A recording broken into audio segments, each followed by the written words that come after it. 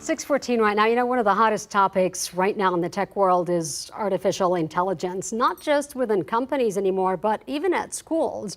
And there are some risks and questions that come with it. Yeah, one of the biggest questions is how will it affect critical thinking? Some schools are banning it. One in Gwinnett County, Georgia is going all in. Christina Ruffini has more. At Patrick Elementary, about an hour outside Atlanta, Are we doing this?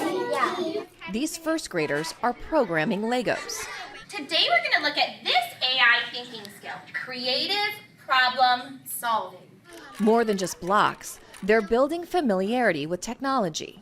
So you're building a sequence of things you want it to do? Yeah. Part of a pilot public school program trying to prepare students for the challenges and opportunities that come along with the rise of AI.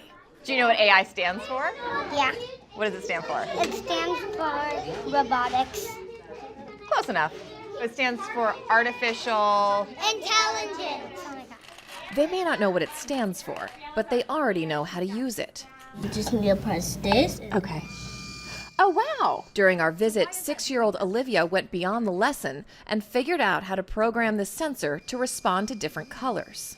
Do you like coding? Yeah. What do you like about it?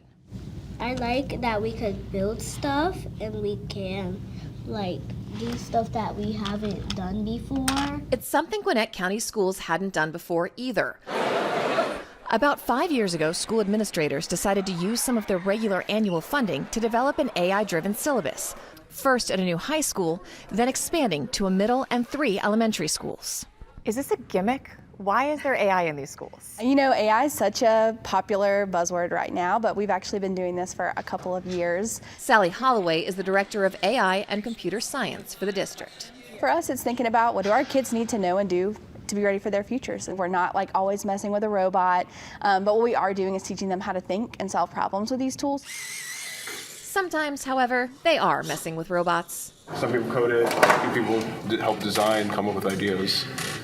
We all just work together as a team. At Seckinger High, social studies teacher Scott Gaffney is incorporating the technology in less obvious ways. Can AI help us develop a solution? Students asked Chat GPT to analyze years of traffic data, then use the findings to help come up with solutions for safer roads. How would you have done that lesson differently 5-10 years ago without this technology?